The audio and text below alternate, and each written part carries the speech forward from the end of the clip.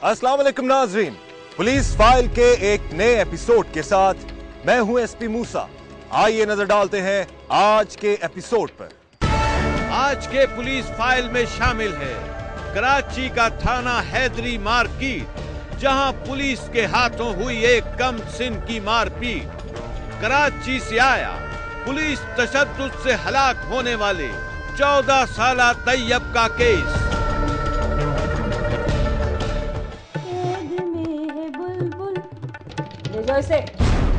जालिम शौहर से तो जान छुड़ा ली, मगर रोजगार के लिए इज्जत गंवा ली।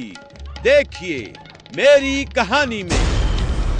आज के पुलिस फाइल में दर्ज हुआ कराची के थाना हैदरी मार्केट में पुलिस के बदतरीन तशद्दुद से हलाक होने वाले 14 साला तैयब हुसैन का केस। क्या है इस केस का अहवाल, आइए देखते हैं। ये पाकिस्तान के सबसे बड़े और तरक्की याफ्ता शहर कराची का थाना हैदरी मार्केट है। इसी थाने में कानून की हिफाजत पर मामूर अहलकारों ने एक कम सिन पर ऐसा जुल्म किया जिसकी मिसाल शायद ही कहीं मिलती हो।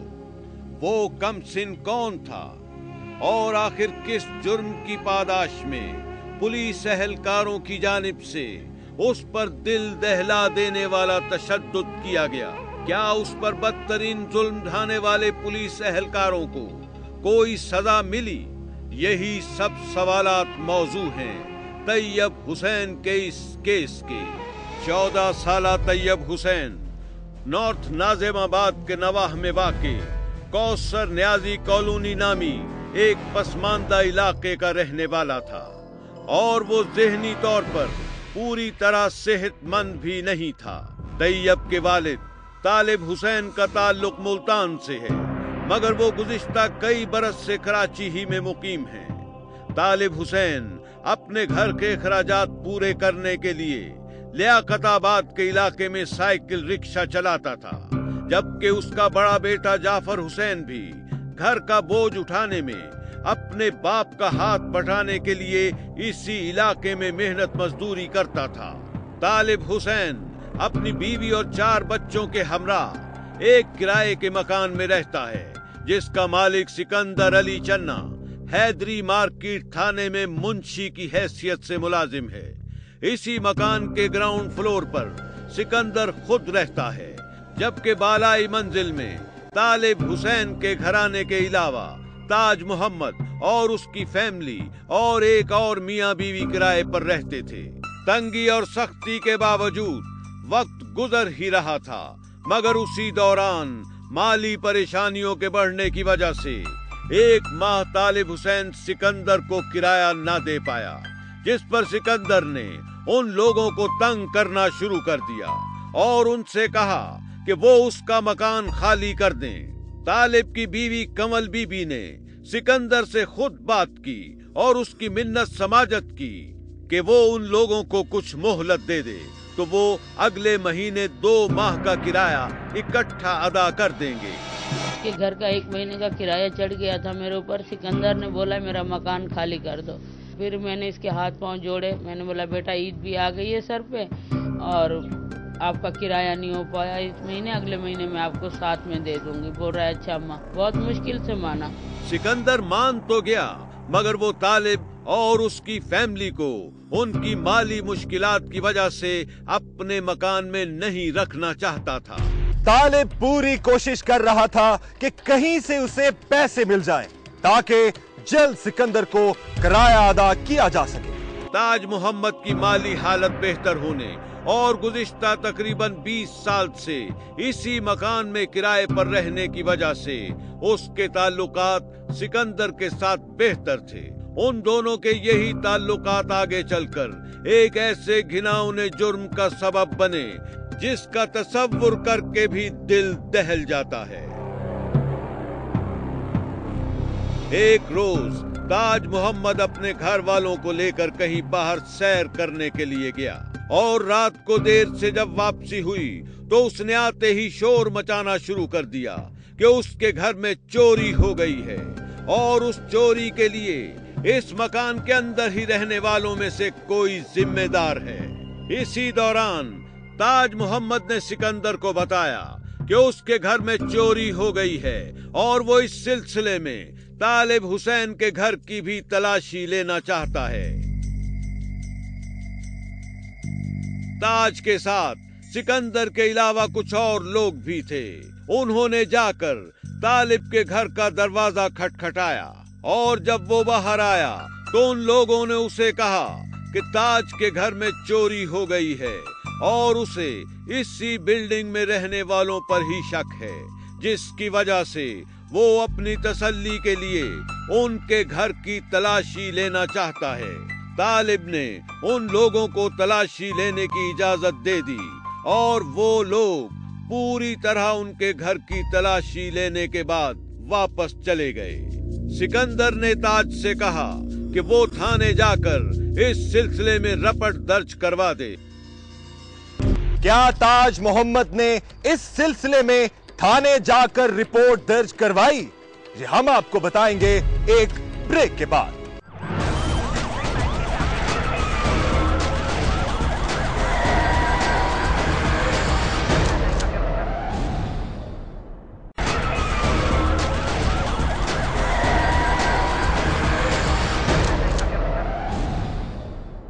अगले दिन ताज मोहम्मद ने सिकंदर से कहा कि वो खोजी कुत्तों की मदद से चोरों का सुराग लगाना चाहता है। ताज मोहम्मद मलीर के इलाके से खुद ही जाकर खोजी कुत्ता ले आया और उसने जब बिल्डिंग में लाकर उस कुत्ते को छोड़ा तो वो कुत्ता तालिब हुसैन के घर के एक कमरे में चला गया।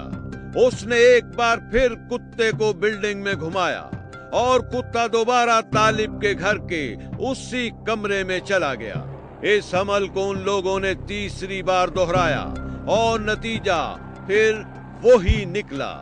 अब ताज मोहम्मद का शक यकीन में बदल गया कि चोरी तालिब हुसैन या उसके बेटों ने ही की है।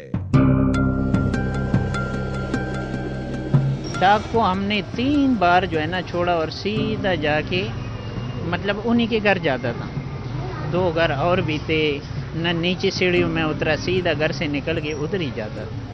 ताज मोहम्मद ने हैदरी थाने जाकर पुलिस को इत्तला दी और तालिब हुसैन और उसके बेटे के खिलाफ रपट दर्ज करवा दी कि उन लोगों ने उसके घर से चंद तोले सोना और 80,000 रुपए चोरी किए हैं। मुबैना तौर पर इस सिलसिले में सिकंदर ने भी अपना असर और रसूख इस्तेमाल किया और पुलिस ने उसी रोज कार्रवाई करते हुए तालिब हुसैन के दोनों बेटों तैयब हुसैन और जाफर हुसैन और उसके घर में आए हुए उसके भतीजे दिलदार और भांजे छन्ना को हिरासत में ले लिया और उन लोगों को थाने लेकर चले गए। पुलिस ने उन चारों को थाने ले जाकर उन लोगों पर तशद्दुद करना शुरू कर दिया, मगर वो लोग मुसलसल कहते रहे कि उन्हें इस चोरी के बारे में कुछ पता नहीं। मुबैना तौर पर इस दौरान सिकंदर ने भी उन लोगों पर तशद्दुद किया और ताज और वजीर खान नामी एक मोहल्लेदार ने भी पुलिस के साथ मिलकर उन लोगों को मारा। 4 रोज तक वो लोग थाने में ही बंद रहे और इस दौरान पुलिस ने न तो उनके खिलाफ मुकदमा दर्ज किया और न ही दस्तावेजी तौर पर उन लोगों की गिरफ्तारी कहीं जाहिर की। 4 सितंबर को सिकंदर ने तालिब हुसैन और उसकी बीवी कमल बीबी को भी थाने बुला लिया। वो दोनों जब थाने पहुंचे तो सिकंदर ने उन लोगों से कहा कि पुलिस ने इस्तिखारा भी निकलवाया है, उसमें भी उन लोगों के ही नाम सामने आए हैं और अब अगर उन्होंने चोरी किया हुआ सोना और रकम वापस न की तो उन लोगों का बुरा हाल कर देगा। तालिब ने दोबारा सिकंदर से कहा कि वो और उसके बच्चे बेगुनाह हैं और उन लोगों को चोरी के बारे में कुछ भी नहीं पता, मगर सिकंदर ने उसकी बात पर यकीन नहीं किया और एक तरफ बैठने का कह दिया।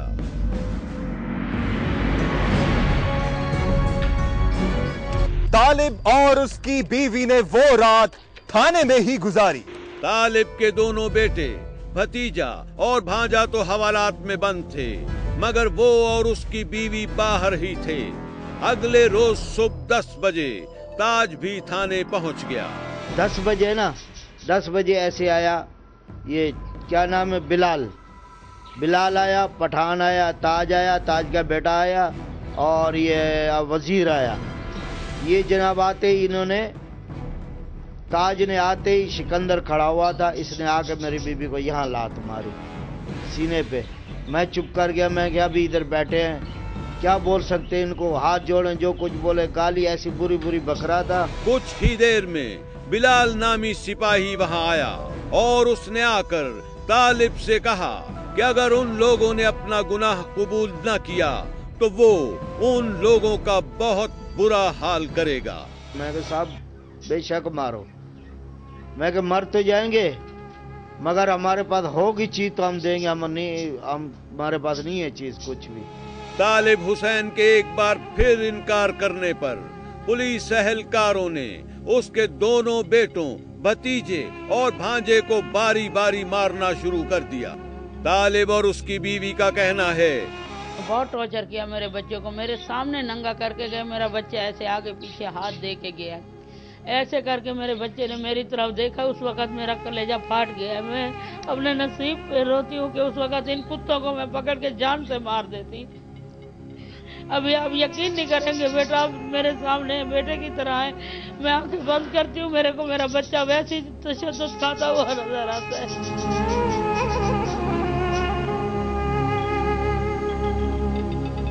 पुलिस एहलकारों ने तैयब को इस हद तक बेईमाना तशद्दुद का निशाना बनाया कि वो उसको बर्दाश्त न करते हुए हवालात में ही जान बहक हो गया। मुबैना तौर पर मरने के बाद भी पुलिस एहलकारों, ताज, उसके बेटे जरशाद और वजीर की जानिब से तैयब पर तशद्दुद होता रहा, मगर जब उन लोगों को पता चला कि तैयब हलाक हो गया है तो वो लोग फौरी तौर पर उसे पुलिस की गाड़ी में डालकर अब्बासी शहीद अस्पताल ले गए। दम जो तोड़ा फिर ये उठा के भागे। बिलाल था, ये पुलिस वाले देख रहे, ये सब लेके, और वो मुद्दई भी खड़े हुए थे। उन्होंने देखा भाई अब बच्चा ये मर गया थाने में। मैंने देखा है, मेरा दिल घबरा गया, मैं कहा बच्चा खत्म हो गया। मैंने इसको बोला, मैं कहा बच्चा हमारा खत्म हो गया, अब अल्लाह का नाम।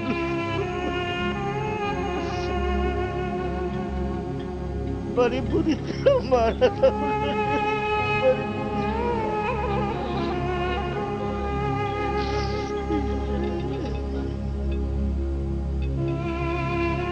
पोस्टमार्टम में डॉक्टरों ने तैयब के कत्ल की वजह उस पर किया जाने वाला तशद्दुद बताई, जिसके बाद सिकंदर, बिलाल, ताज, जरशाद और वजीर फरार हो गए। क्या तैयब के कत्ल में मुलव्विस अफराद गिरफ्तार हुए? जी हम आपको बताएंगे एक ब्रेक के बाद।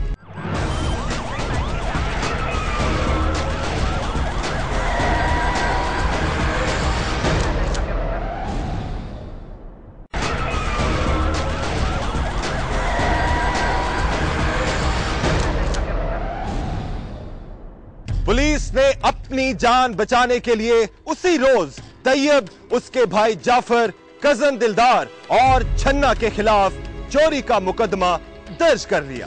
तैयब के लवाहिकीन ने जब इस सिलसिले में एहतजाज किया तो पुलिस के आला अफसरान ने इस बात का नोटिस लिया और 8 सितंबर को तैमूरिया थाने में तैयब के कत्ल के हवाले से 2 पुलिस एहलकारों, सिकंदर, बिलाल और ताज, उसके बेटे जरशाद और वजीर खान के खिलाफ मुकदमा दर्ज करके उन लोगों को हिरासत में ले लिया गया। सिकंदर और बिलाल तो हवालात में ही रहे, मगर ताज, जरशाद और वजीर ने डिस्ट्रिक्ट एंड सेशन कोर्ट से उबूरी जमानत करवा ली। हवालात में बंद होने के बावजूद दोनों पुलिस एहलकार सहूलत से रह रहे हैं और उनके चेहरों पर अफसोस या निदामत के कोई आसार दिखाई नहीं देते। 154 में बयान पे एफआईआर कटी है कोर्ट में मैटर है, दूध का दूध पानी का पानी हो जाएगा, ये कौन सा मसला है। सिकंदर भी तैयब के कत्ल में मुलव्विस होने से इनकार करता है और उसका कहना है कि मैं बेगुनाह हूँ। क्या करना है, अभी आपके सामने इलाका में बैठे हैं, 7 दिन रिमांड पे जाएंगे, ऊपर खुदा है नीचे कोर्ट है, जो देखा जाएगा, जो होना था हो जाएगा। ताज मोहम्मद का कहना है कि उसका तैयब के कत्ल से कुछ लेना देना नहीं, और अगर उसे पता होता कि ये सब होना है तो वो कभी पुलिस से राबिता ना करता। अगर हमें ये पता होता कि यार इसमें ये परेशानी उठेगी तो हम लोग यकीन करें वो अपना नुकसान बर्दाश्त कर लेते, लेकिन कभी पुलिस की तरफ जा ही नहीं थे। ताज के बेटे जरशाद का कहना है कि हम लोगों ने उन्हें पकड़कर पुलिस के हवाले कर दिया था, इससे आगे हमें कुछ पता नहीं। हमारा काम सिर्फ इतना था कि पुलिस को दे दो, हमने दे दिया, हमने हमारा काम यहाँ खत्म हो गया। बाकी काम पुलिस का है, जो उन्होंने किया है हमारा भी उन्होंने ही होगा, जाहिर बात है। ताज और उसके बेटे जरशाद के बयान के बरक्स तैमूरिया थाने में मुकदमे की तफ्तीश पर मामूर सब इंस्पेक्टर नसरुल्लाह का कहना है, यही ब्लेम है कि वो भी थाने के अंदर घुसे और माल ट्रीटमेंट उन्होंने भी की और ज़्यादा उन्होंने ही की। मुद्दई का भी यही कहना है कि इन्होंने ज़्यादा माल ट्रीटमेंट, ये क्यों घुसे, इन्होंने टार्चर करने का क्या जवाब है, मुद्दई हैं या जो भी है। पुलिस जब है मौजूद तो पुलिस अपना काम करेगी। अब सवाल ये है कि क्या तैयब और उसके भाई ने वाकई चोरी की थी या सिकंदर ने उन लोगों से अपना मकान खाली करवाने के लिए ताज के साथ मिलकर कोई साजिश की। पुलिस की हिरासत में किसी शख्स की हलाकत का ये पहला वाकया नहीं है और पुलिस अफसरान खुद भी ये मानते हैं कि पुलिस एहलकार लोगों पर बिला वजह भी तशद्दुद करते हैं। ये डिपार्टमेंट जो है और पब्लिक भी, दोनों का हाल ये है कि जो टॉर्चर है या उनको आदत हो गई ये करने की, इन्हें हो गई ये सहने की आदत। पुलिस तशद्दुद की दिल दहला देने वाली दास्तानें पूरे मुल्क में बिखरी हुई दिखाई देती हैं। एसपी मूसा मुकन्ना और इंतजामिया से अपील करता है कि जराइम से पाक मुआशरे के ख्वाब को ताबीर का रंग देने के लिए ऐसे ठोस और मौसर इकदामात किए जाएं जिनसे अवाम का कानून नाफिज करने वाले इदारों पर एतमाद बहाल हो सके। इसे बंद कर दो।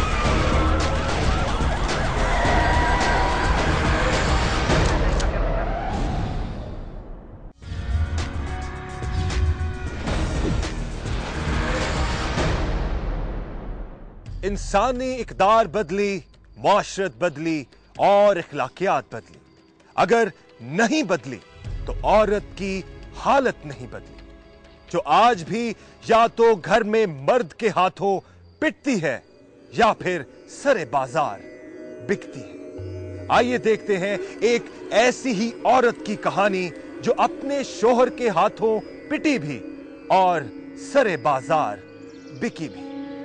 मेरा नाम जरी है। माँ बचपन में फौत हो गई थी। मेरे वालिद टीबी के मरीज़ थे। उन्होंने मेरी शादी छोटी ही उम्र में की और अपने सर का बोझ उतार दिया, लेकिन ये नहीं सोचा कि जिसके हाथ में मेरा हाथ दे रहे हैं वो किस तरह का इंसान है।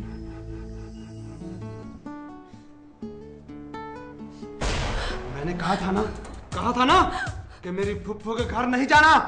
बीमार थी वो और पास रहती है, क्या हुआ जो हाल पूछने चली गई? तो अगर वो मर भी जाती तो फिर भी नहीं जाना था। इंसान को इतना भी संग दिल नहीं होना चाहिए। और फिर क्या आप मर्दों की लड़ाई है, औरतों को क्यों बीच में लाते हैं आप? बकवास करती हैं, जुबान चलाती है आगे से।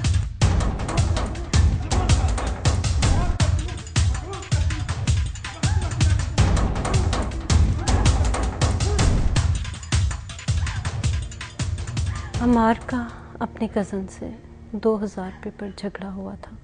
उसकी पुप्पी ने अपने बेटे का साथ देते हुए अमार को मोहल्ले में खड़ा होकर बुरा भला कहा था।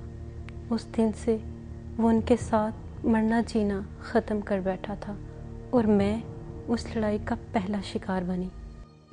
मैं 3 साल तक उसकी मार बर्दाश्त करती रही।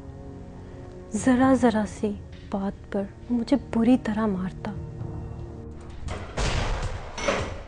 वो मेरी नई कमीज कैसे जली है?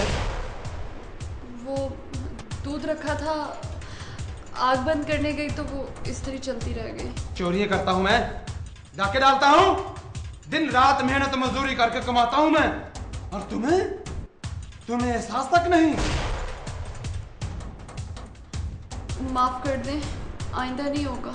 अपनी चीज जलने का एहसास क्या होता है अभी बताता हूं तुझे। अमार नफ्सियाती मरीज था और रोज़ रोज़ की मार और तशद्दुद इस आस पर बर्दाश्त करती रही कि ये शायद ठीक हो जाए, मगर ऐसा नहीं हुआ और तंग आकर मैंने तलाक ले ली।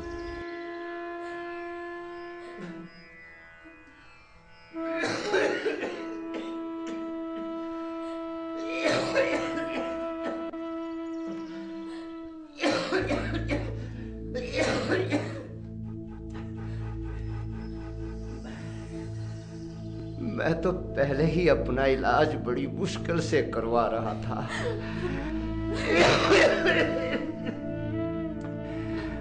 अब मैं तुझे कहां से खिलाऊंगा? अब्बा, वो शख्स बहुत जालिम था, नफ्सियाती मरीज था वो, जान से मार देता मुझे। मैं मार देता तुझे जान से। मैं तेरी लाश उठा के ले आता वहां से।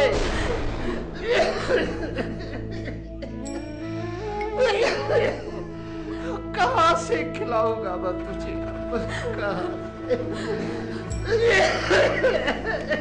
अब्बा की हालत काफ़ी ख़राब हो गई थी। उनको खांसी के ऐसे दौरे पड़ते कि संभाले ना जाते। काम पे जाना बिल्कुल बंद हो गया था। मैंने कोशिश की कि नौकरी कर लूं, लेकिन मैं मैट्रिक पास थी, मुझे नौकरी कहाँ मिलती थी।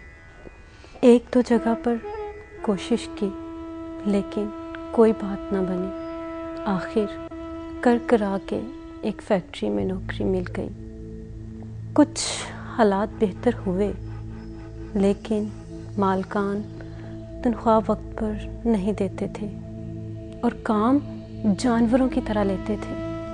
एक दिन अब्बा की कोई दूर की रिश्तेदार कराची से मिलने आई।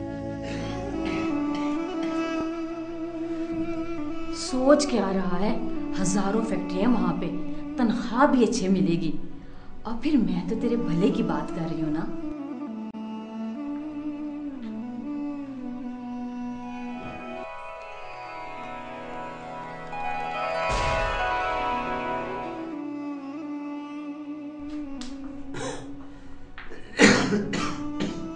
चुप क्यों है? बोलता क्यों नहीं?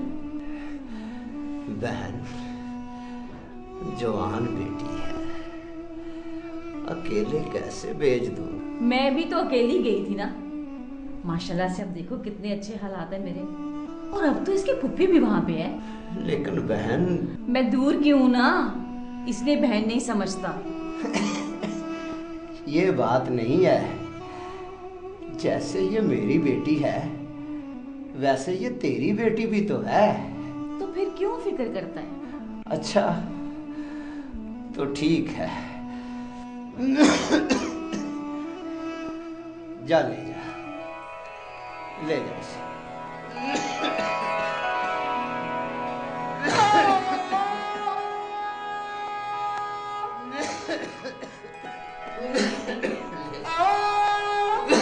लड़की थोड़ा सा पानी लाओ आपके लिए।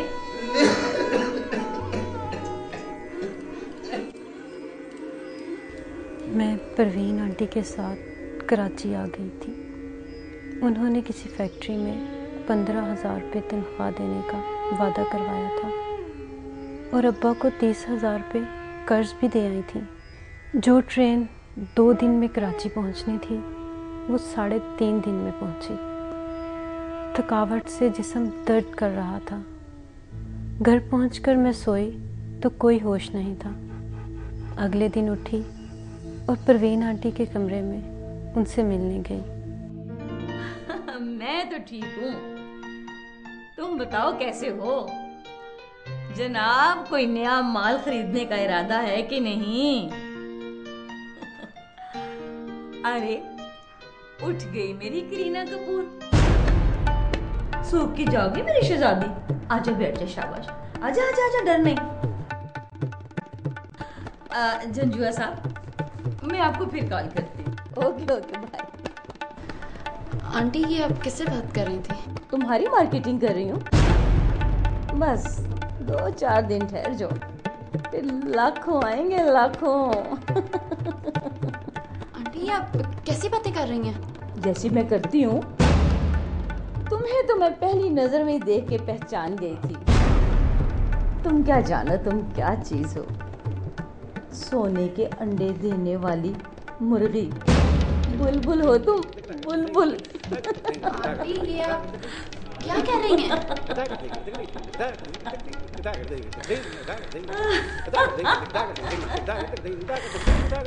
सब समझ आ जाएगी आंटी क्या कह रही है। कैद में है बुलबुल, सयाद मुस्कुराए, कहा भी न जाए, चुप रहा भी न जाए। कैद में है बुलबुल। ले जाओ इसे, बंद कर दो।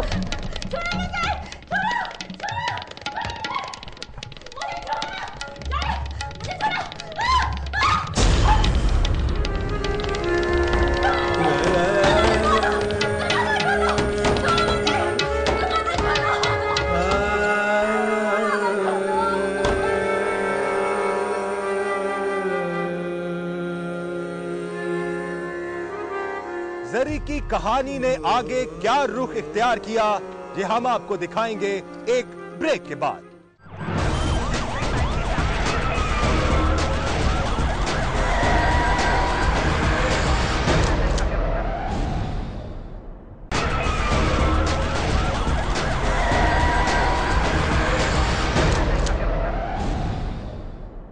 जरी की कहानी ने आगे क्या रुख इख्तियार किया, आइए देखते हैं। ले जाओ इसे, बंद कर दो।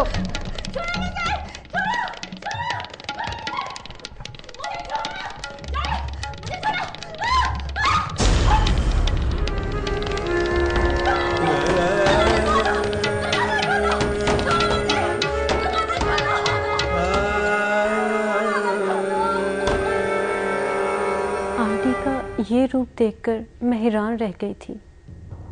वो औरतों का धंधा करती थी और आंटी ने हमारे साथ धोखा किया था। उन्होंने मुझे बंद कर दिया और मुझे उसने उसी धंधे में धकेलने की कोशिश की, मगर मैं ना मानी। आंटी ने मेरा सौदा कर दिया, लेकिन मैं भी अपनी ज़िद पर अड़ी रही और उसका हुक्म ना माना। उसने 1 हफ्ते तक मुझे बर्दाश्त किया। फिर उसने ऐसे गाहक बुला लिए जो नफ्सियाती मरीज होते और औरत पर जुल्म करते।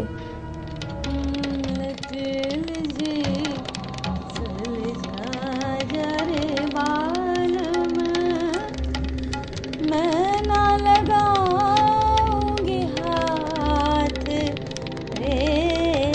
चांद से मुखड़े को, नागन जुल्फे चाहे डसे सारी रात रे, लटी उलझी सुलझा जा रे बाल। एक दिन मैंने वहाँ से भागने की कोशिश की, मगर पकड़ी गई।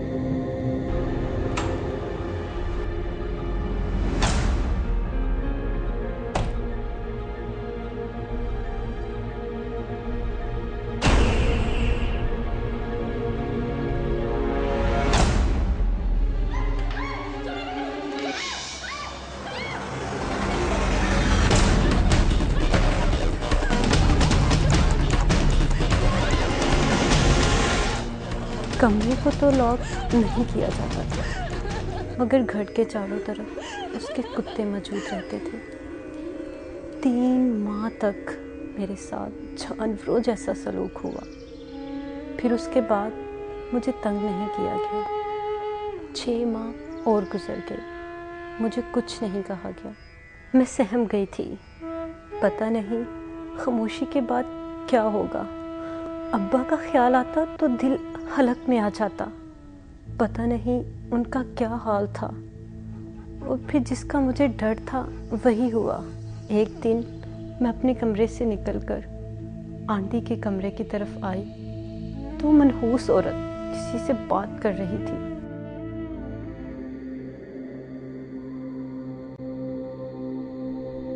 हाँ हाँ, पूरे 6 महीने कुछ नहीं कहा। बड़ी सेवा की है मैंने, ऐसे हीरे की तरह खूबसूरत निकली है। तुझे तो पता है ना बडेरों के नखरे। हाँ मेरी जान, सबसे बढ़िया पीस दे रही है तुम्हें, याद करेगा। कब लेने आओगे? ठीक है, बाय। कैद में है बुलबुल से याद मुस्कुराए, कहा भी न जाए, चुप रहा भी न जाए। कैद में है बुलबुल। कुछ दिन और गुजर गए। परवीन मेरा सौदा नहीं कर सकी। मैंने भी उसकी बात नहीं मानी। उसने मुझ पर काफ़ी तशद्दुद भी किया, लेकिन उसके बावजूद मैंने हार नहीं मानी।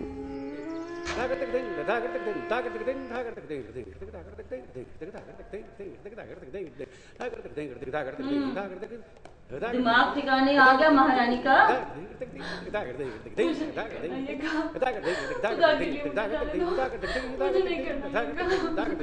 तो बड़े भी करेंगे, मुझे नहीं करना ये काम।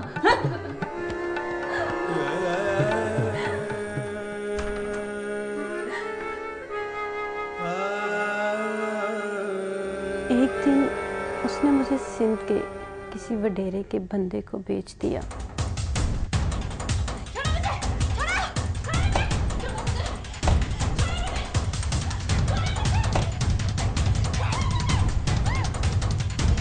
वो लोग मुझे वहाँ से ज़बरदस्ती बेहोश करके किसी और जगह ले गए। जब मुझे होश आया तो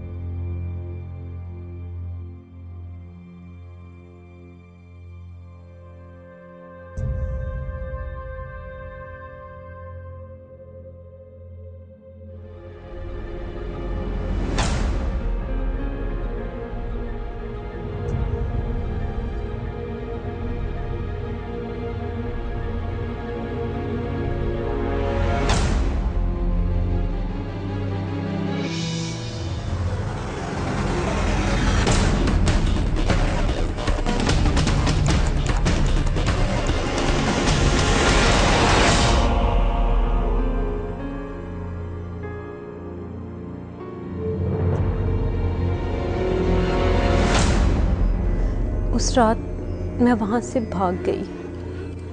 मैंने थाने में जाकर इत्तला दी। थानेदार कोई शरीफ आदमी था, उसने कोई रिपोर्ट नहीं काटी। अपने अमले वालों से कहकर मुझे रातों रात किसी और जगह मुंतकिल किया। उन्होंने मुझे अगली सुबह किसी औरतों के हकूक़ के लिए काम करने वाली तंजीम के दफ्तर पहुंचा दिया। उन्होंने मेरी मदद की। आंटी परवीन तो पकड़ी गई, लेकिन उस वडेरे पर हाथ कौन डाले जिसके आदमी मुझे ले गए थे। शायद उनकी ताकत का अंदाज़ा करके ही थानेदार ने मुझे कहीं और मुंतकिल किया था और उस तंजीम के हवाले कर दिया। मेरा बाप चल बसा और आजकल दारुल अमान में अपनी ज़िंदगी के दिन पूरे कर रही हूँ। दुनिया भर में और पाकिस्तान में जिस्म फरोशी के धंधे में हर साल हजारों औरतों को जबरदस्ती धकेल दिया जाता है। क्या हम इस नासूर का कोई हल तलाश कर पाएंगे? उन लोगों को सजा दिला पाएंगे जो बहनों और बेटियों को जबरदस्ती इस मकरूह धंधे में झोंक देते हैं। अगर आपके साथ भी हुई है कोई नाइंसाफी या आप गवाह हैं किसी भी जुर्म के, तो खामोश मत रहिए, बोलिए, अपनी कहानी सुनाएं, एसपी मूसा को बताएं। हमें एसएमएस करें, पीएफ लिखकर स्पेस दें, अपना पैगाम लिखें और 3031 पर हमें भेज दें, या हमें ईमेल करें। हमारा एड्रेस है policeFile@dunianews.tv। आप हमें खत भी लिख सकते हैं। हमारा पता है program police file, PO box number 500 Lahore. आप हमें फेसबुक पर भी ज्वाइन कर सकते हैं। हमारा एड्रेस है facebook.com/policeFile। अपना ख्याल रखें, खुश रहें, महफूज रहें। आपसे मुलाकात होगी पुलिस फाइल के अगले प्रोग्राम में। तब तक एसपी मूसा और उसकी इन्वेस्टिगेशन टीम को इजाजत दीजिए। अल्लाह हाफिज। मंगल के एपिसोड में देखिए, घर पहुंचा थका हारा, नजर न आया आंख का तारा, फूफीजाद भाई का दिल पत्थर हो गया, अली शेर अबदी नींद सो गया, पत्तोकी से आया हिदायत अली के कमसिन बेटे के कत्ल का केस। मुझे गाली दी, तूने मुझे गाली दी, मैं तुझे जिंदा नहीं छोड़ूंगा। अमजद को मिल गया अच्छा रोजगार, मगर मालिकान थे अगवाकार। देखिए मेरी कहानी में